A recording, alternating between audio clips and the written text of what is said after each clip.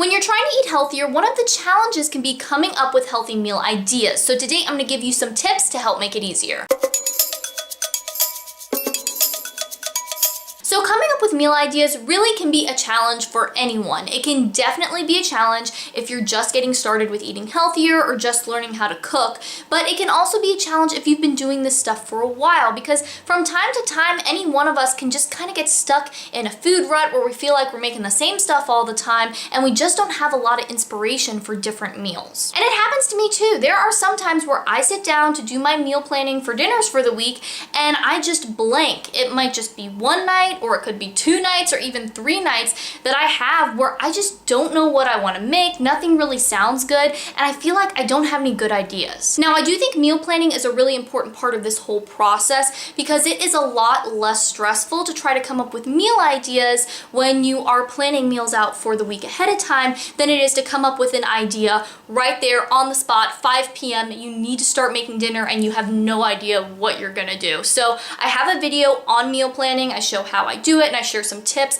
I'll link that for you. If you haven't seen it yet, make sure you go watch it because I really think that video and this one, they're like a little pair. They really do go together and it's important to watch both of them. With that said, let's get into my tips for coming up with meal ideas. Now, I thought we could start off with maybe the ones that you've heard before, some of the more common tips, because they are important and I want to include them in this video, but I also kind of want to get them out of the way so we can get to the other stuff. So the first one is looking at cookbooks and recipe blogs. I think recipes can be a great source of inspiration for anyone. Now, you definitely don't have to have a recipe for every single thing you're gonna make. Most of the time, I don't cook from recipes, but they can still be helpful. If you are a beginning cook, they can be really, really nice because, you know, maybe you don't feel super comfortable or confident in the kitchen. You don't really feel like you have a good idea of which flavors go together or how to prepare different things. The recipe can come in and be your guide through that. I mean, a big way that I learned how to cook was just through following recipes. And as I did it more and more and more,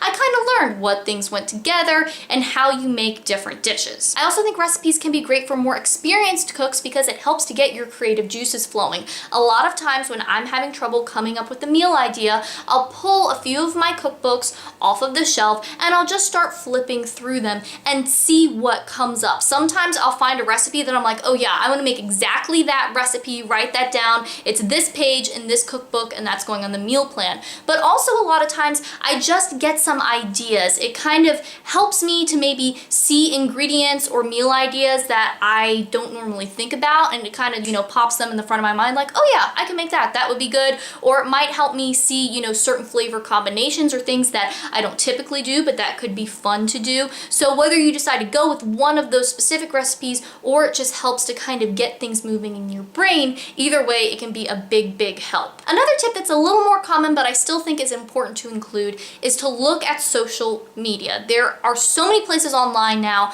where you can get ideas from different people and see what they're doing. Now, I think one of the sites that people a lot of times think of with this is Pinterest. Personally, I think Pinterest is just kind of okay when it comes to this sort of thing. I mean, I think Pinterest is great for maybe organizing things that I already like, kind of keeping like a little collection. So if you have favorite recipes, you can keep those organized for yourself. I also think that Pinterest is great for maybe just creating like mood and inspiration boards where maybe you're redecorating your living room and you can get different color palettes and different things and just kind of get a nice overview of the type of things that you like. But when it comes to finding new recipes and new ideas, I think Pinterest is kind of a place for a lot of people where we pin something that looks good and then we forget about it and never look at it again. So I don't know that it's awesome for meal inspiration.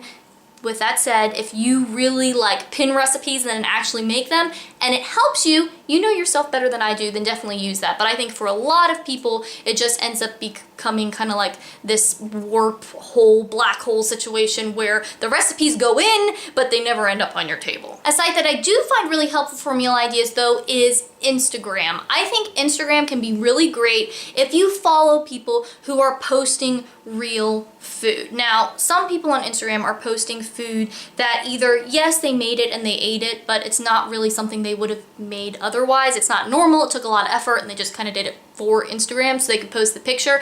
And then there are people who just post pictures of food that they never really eat. It looks pretty, but it's not really what real life looks like for them. So I think make sure you're following people who are posting real things, because that's going to be practical and something you can actually use. If you're not following me on Instagram, you can go follow me and see what I'm eating. I post pictures of my food in my feed, and I also show what I'm doing in my Instagram stories. So you can go there and follow me for that. A couple other people that I think do a pretty good job of this. I mean, there are lots of them, so look around and see what you can find.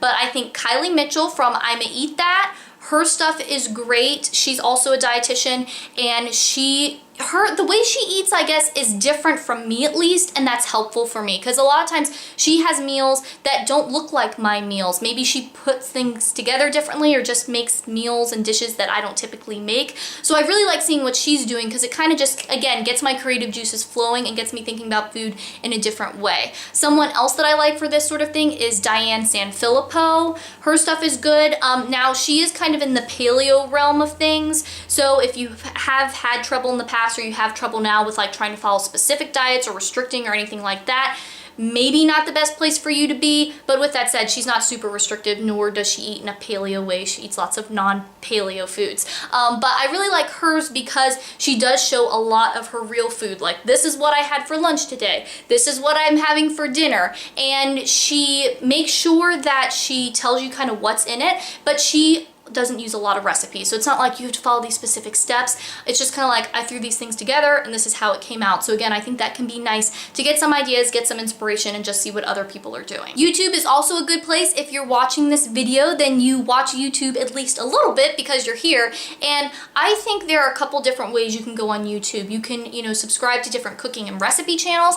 That can be good, again, just to get those recipes floating through your mind, get that inspiration for different food combinations that you could do. I also think what I eat in a day videos can be helpful. I do them on my channel every single month because I know that people like seeing, how someone else lives their life and the way their meals look, because a lot of times we kind of get in our own routine, but that's not necessarily the only way to do things, and it's helpful to see other ways that people do things. Now, again, this is another area where it can get a little unhelpful. Some what I eat in a day videos I don't think are very practical. It's like, no, I really don't think that on a typical Tuesday you come home on your lunch break and make a 3-course meal. I don't think that happens, or at least that's not going to happen for me.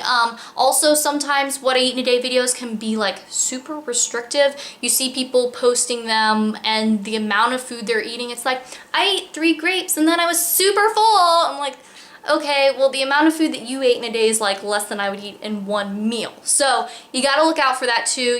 It's not necessarily eat exactly what these people are eating. Look out for some of the weird stuff that can happen with those, but if you can find ones that are good and they're real and they're just showing you, hey, this is what I'm doing, maybe you can get some ideas from it, then those can be really helpful too. So now that we've talked about some of the more obvious things you can do, let's talk about some of the things that you might not have thought of or might not have heard of before. So the first one is a really cool online tool called the Meal Maker Machine. And this is a tool from the Dr. Yum Project, which is a nonprofit here in Virginia. Now, full disclaimer, I do work with the Dr. Yum Project, so I might be a little bit biased here, but I think this tool is awesome. So the way the Meal Maker Machine works is first you pick from a few different types of meals. One of the things on there is stir fry. So let's say you pick stir fry.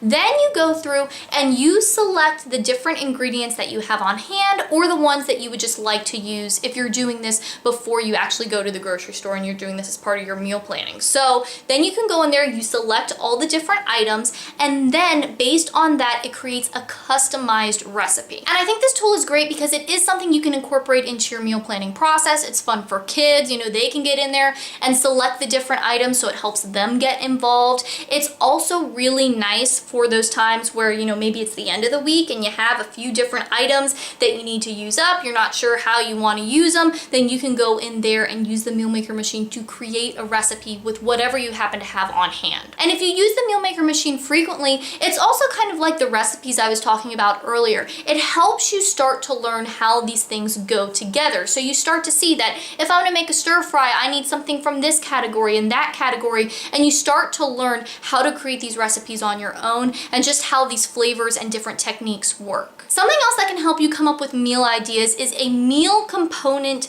breakdown. And all this is a series of lists where you select each different part of a meal and then you list everything you can think of in that category. And you can include the things that you already like to make, but you could also include things that maybe you aren't making now but that you'd like to start incorporating. So for example, you could start with the starch category and just list every single thing you can think of.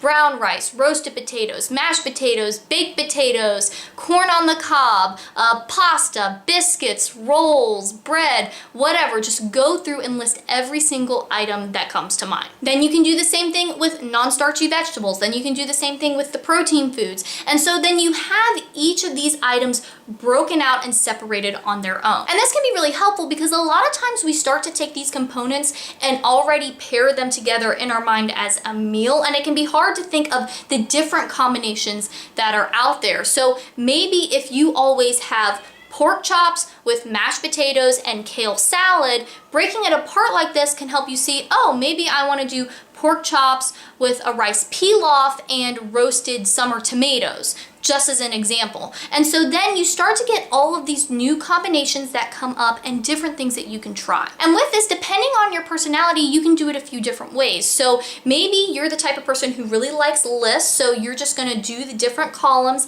and have that, for yourself there to look at when you're doing your meal planning. Maybe you're someone who's a little more into spreadsheets, and so you wanna go on your computer and make this really organized, detailed spreadsheet. You can do that. Maybe you're someone who is a little more physical and wants to kind of really move the items around with your hands. You could make, big lists that you print out on cardstock and cut into little pieces of paper so that you can, physically take the different pieces and put them together. That again could be a fun way to get kids involved because they can actually move the pieces around. Maybe you're artistic and you want to do, little drawings or sketches or watercolor paintings of each different food and do it that way. For some people that sounds like a lot of work and like way too much effort. For someone else that might sound like a really fun thing to do. So keep in mind, who you are, what kind of stuff you like, and what will make this fun for you and what will make it make sense in your mind. There's really no right or wrong way to do this. It's just whatever is going to fit with you and what you like. Another thing that I personally find really helpful is going back to old meal plans. And this is an example of where meal planning can be really, really helpful because if I can't come up with an idea, I can just flip back a few weeks and see if there's anything there that looks good. Or because I've been doing the meal planning for so long, I can flip back a year or 2 years and get inspiration from my past self. And I think this is the best kind of inspiration because if it's from an old meal plan, then you already know how to make it and you already know that you like it. So I hope you found those ideas helpful, and if you are new here and you want more healthy eating tips and nutrition info and answers to your questions, make sure that you subscribe because eating healthy and living a healthy lifestyle really doesn't have to be complicated, and I want to show you how to do it. And if you want to watch some more videos, I have a couple linked over here that you might like. Thanks for watching. I hope you're having a